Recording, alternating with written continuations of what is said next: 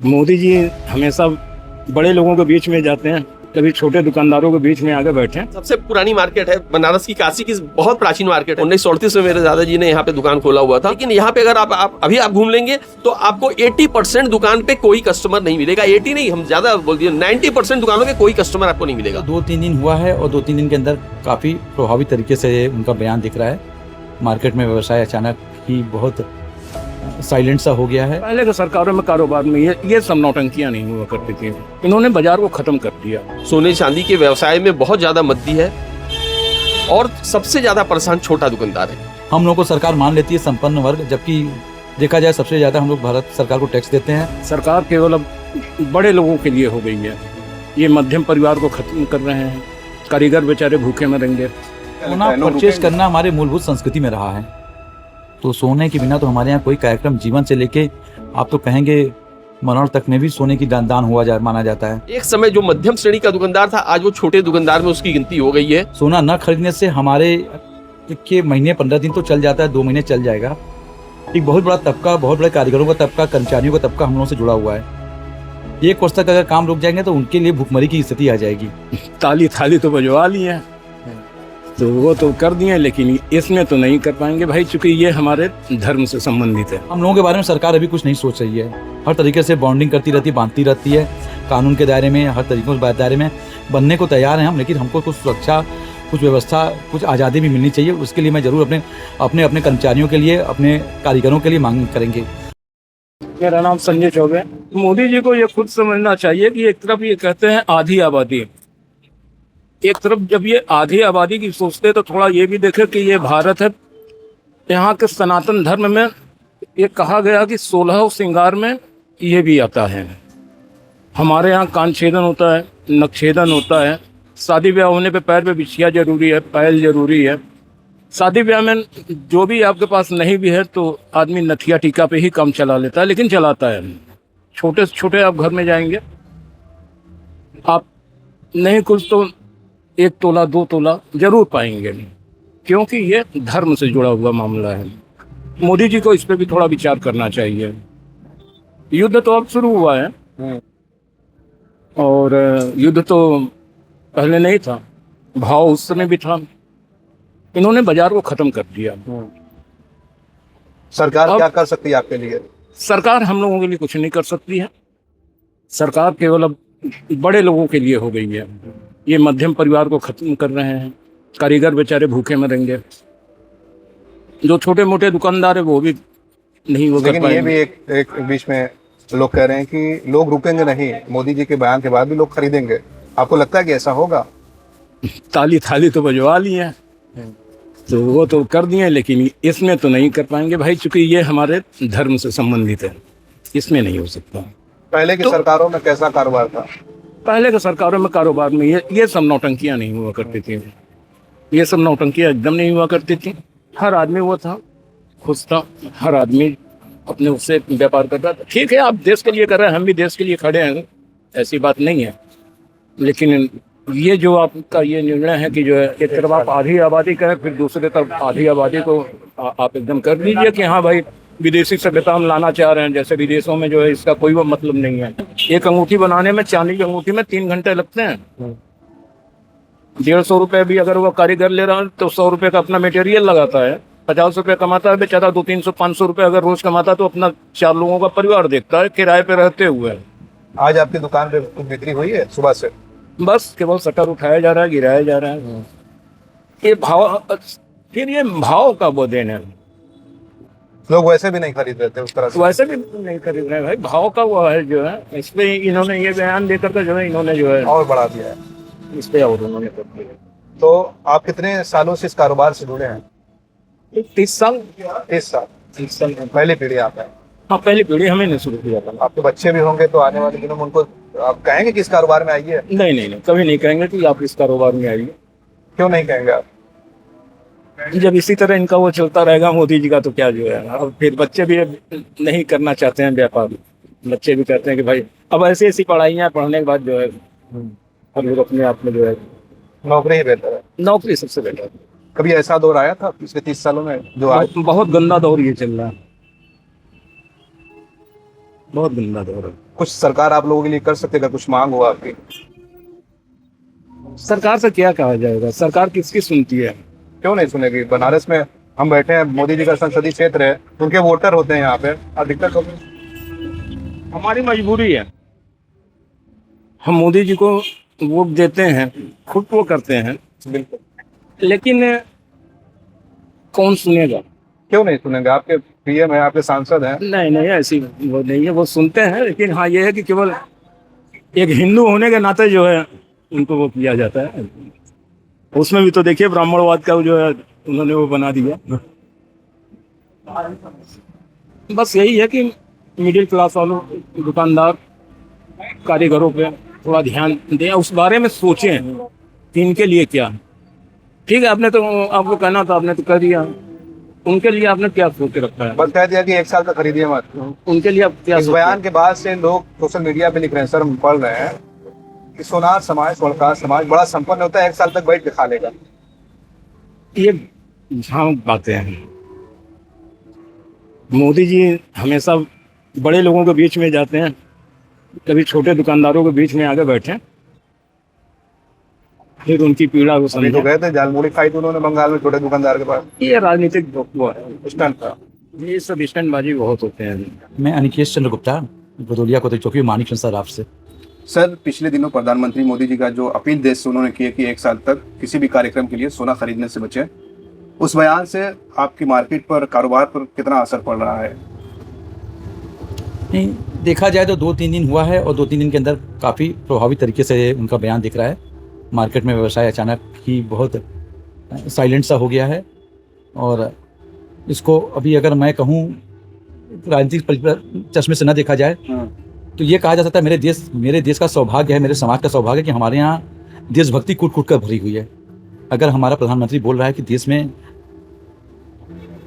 विदेशी मुद्रा की कमी है और कुछ दिनों तक विदेशी मुद्रा संचय करने के लिए गाड़ियाँ कम चलाई जाए, पेट्रोल बचाया जाए, सोना कुछ दिनों तक न लिया जाए, तो देश की सारी जनता उनके पक्ष में, उनके साथ खड़ी है। दूसरा पक्ष, ये बहुत बड़ा तबका व्यावसायिक रूप से सराफा व्यवसाय में जुड़ा हुआ है। सोना न खरीदने से हमारे के महीने 15 दिन तो चल जाता है, 2 महीने चल जाएगा। एक बहुत बड़ा तबका, बहुत बड़े कारीगरों का तबका, कर्मचारियों का तबका हम लोगों से जुड़ा हुआ है। 1 वर्ष तक अगर काम रुक जाएंगे तो उनके लिए भुखमरी की स्थिति आ जाएगी। उनके लिए भी हमारे देश को, हमारे समाज को, हमारे प्रधानमंत्री को सोचना होगा, उनकी भी आर्थिक स्थिति संचालित होती रहे। और बाकी हम सभी नागरिक भारत के प्रधानमंत्री के साथ, अपने जनप्रिय प्रधानमंत्री के साथ खड़े हैं, और जो आदेश देंगे उनका पालन, और उन्होंने आदेश नहीं दिया, उन्होंने तो निवेदन किया है, हम लोग बहुत खुशी उनके साथ खड़े हैं। व्यवसायी हैं, फिर भी मैं ऐसे बोल रहा हूँ। निवेदन ये करूँगा, ये आपदा बीत जाने के बाद सरकार को हम लोगों के बारे में बहुत कुछ सोचना चाहिए।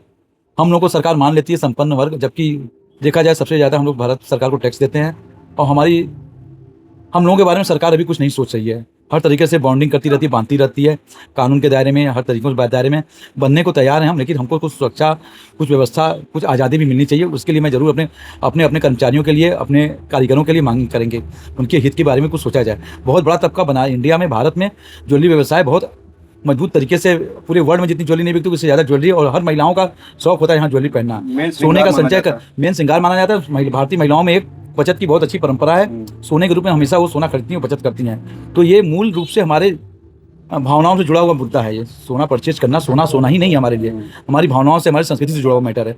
तो भारत की मूलभूत व्यवस्थाओं में सोने और सोने चांदी के आभूषणों को माना जाता है। इसलिए मेरी सरकार को इसके बारे में, ये मुसीबत बीत जाने के बाद हम लोग के बारे में जरूर कुछ सोचना चाहिए, करना चाहिए, आज़ादी देनी चाहिए।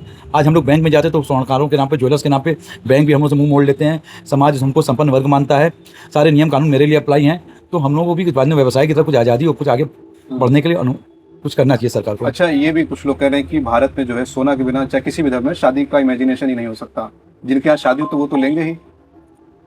आपको क्या लगता सोना है, लोग परचेज रुकेंगे? करना हमारी मूलभूत संस्कृति में रहा है, तो सोने के बिना तो हमारे यहाँ कोई कार्यक्रम, जीवन से लेके आप तो कहेंगे मरण तक में भी सोने की दान माना जाता है। तो सोना तो मेरी संस्कृति, मेरे मूल, मेरे जड़ तक घुसा हुआ है। दुकानें भी नियमित रूप से खुल रही हैं। दुकानें खुल रही हैं, व्यवसाय कम है, उसका कुछ ना कुछ मेरी सरकार भी मेरे बारे में सोचेगी, ऐसा नहीं है। उनको वो भी जान रहे हैं कि मैं उनके रिपोर्ट साथ तो हूँ, जाएगी ना कि कैसे वो मैं उनके साथ खड़ा हूँ, वो भी मेरे बारे में कुछ सोचेंगे, मेरा हित वो कहीं ना कहीं करेंगे। वैसे मेरा मानना है, सरकार देखती है एकदम वो समाज में है। जितेंद्र जायसवाल। देखिए, स्वर्णकार समाज तो कुछ भी सोचे, लेकिन वास्तविकता के धरातल पर सारी बातें अलग अलग हो जाती है।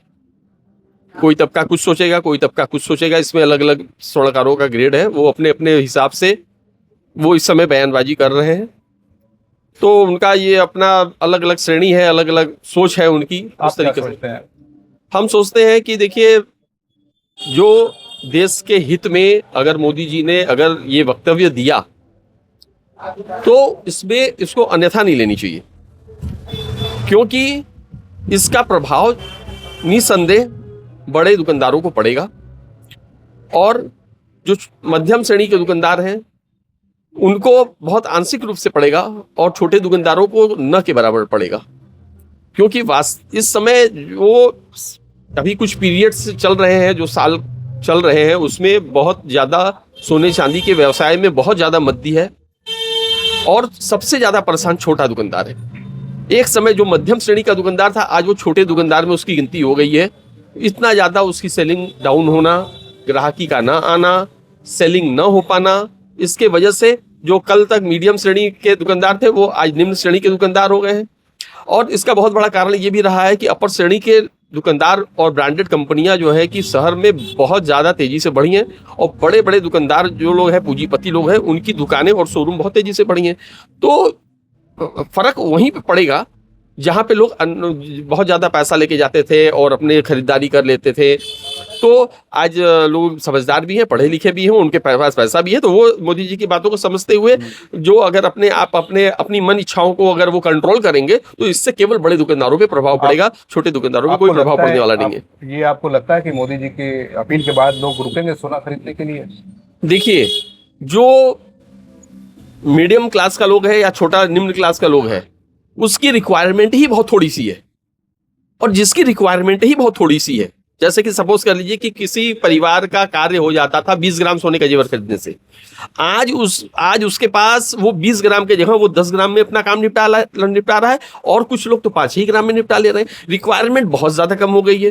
पहले लोग गिफ्ट देते थे तो गिफ्ट में सोने का सामान देते थे, तो उस समय 1000, 2000, 5000 में सोने का सामान हो जाता था, लोग दे देते थे। जब सोने का रेट बढ़ा है और उनका बजट गड़बड़ाया, तब से ये जो छोटे छोटे 5000 वाला चीज अब 15000, 20000 का हो गया, तो वो कस्टमर ऐसे ही मार्केट से गायब हो गए। मार्केट में जो भी कस्टमर रहते हैं आज के डेट में, वो केवल शोरूम में ही रहते थे। केवल आप देख लेंगे कि जनरल आप मार्केट में, जो ये सबसे पुरानी मार्केट है बनारस की, काशी की बहुत प्राचीन मार्केट है। मेरे दादाजी 1938 में, हाँ, का नाम क्या है? ये कोदई चौकी क्षेत्र है। 1938 में मेरे दादाजी ने यहाँ पे दुकान खोला हुआ था। तो ये बहुत प्राचीन गली है और बहुत प्राचीन मार्केट ये है। तो लेकिन यहाँ पे अगर आप अभी घूम लेंगे तो आपको 80% दुकान पे कोई कस्टमर नहीं मिलेगा। 80 नहीं, हम ज्यादा बोल दिए, 90% दुकानों पे कोई कस्टमर आपको नहीं मिलेगा।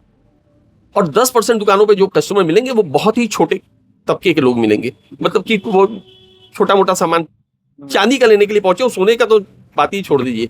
मतलब ये मतलब कि मार्केट की ये कंडीशन है। तो सारे कस्टमर मिडिल क्लास के भी, लोअर क्लास के भी और अपर क्लास के भी, तीनों भागे हैं शोरूम में। तीनों शोरूम में, तो शोरूम की वजह से यहाँ पे बहुत ज्यादा प्रभाव पड़ा है हम लोग की दुकानदारी पे। एक आखिरी सवाल मैं आपसे पूछूंगा कि मोदी जी ने जब ये अपील की तो उन्होंने जोर दिया कि हम छोटे छोटे कार्यक्रमों के लिए सोने खरीदते हैं और भारत में शादियों में खासकर सोना जरूर दिया जाता है। उसके बिना सोने के इमेजिन नहीं किया जा सकता भारत में शादी। तो जिनके यहाँ शादी पड़ेगी तो वो फिर सोना खरीदने से रुकेंगे या खरीदेंगे? आपको क्या लगता है? नहीं, वो नहीं रुकेंगे, वो नहीं रुकेंगे। और मध्यम श्रेणी का और निम्न श्रेणी का व्यक्ति तो कदापि नहीं रुक सकता, उसका तो काम ही नहीं होगा भाई। अगर वो अपने बेटी को एक तो कान का टॉस नहीं देगा, एक तो अंगूठी नहीं देगा, तो और क्या देगा? उसकी रिक्वायरमेंट तो ऐसे ही घट गई है भाव की वजह से। ना देने पर क्या प्रभाव पड़ेगा? अरे ये तो संभव ही नहीं है कि वो न दे। वो उसको तो अपना न्यूनतम जो है, उसका बजट ही इस समय न्यूनतम है, तो वो उतने में करेगा ही करेगा। हाँ, ये जो बड़े लोग हैं, जो अनावश्यक जो है इस पे खर्च करते हैं, और जो निवेश आपने बताया, जो निवेश करते हैं, ये लोग रुकेंगे। और अभी हमें पता चला है कि आयात शुल्क को बढ़ा दिया गया। जिस समय मोदी जी ने ये बयान दिया था शादी विवाह में सोने का जेवर आप लोग न लें और साल भर सोने का जेवर न लें, तो उस समय मेरे मन में यही बात थी कि बयान न दे करके सीधे आयात शुल्क को ही जो है बढ़ा देना चाहिए। उससे जो है कि जो अनावश्यक लेते हैं उनका मनोबल गिरेगा। और अभी 2-3 दिन के अंदर अंदर मोदी जी ने वही काम कर दिया कि आयात शुल्क को, हमें कंफर्म नहीं है, मैंने आज न्यूज़पेपर में नहीं पढ़ा, लेकिन मुझे खबर पड़ी है कि आयात शुल्क को बढ़ा दिया गया है। खबर आई है। हाँ, तो ये सही कदम है और इससे वो अपने लक्ष्य को 50% अचीव कर लेंगे, इसमें कोई डाउट नहीं है।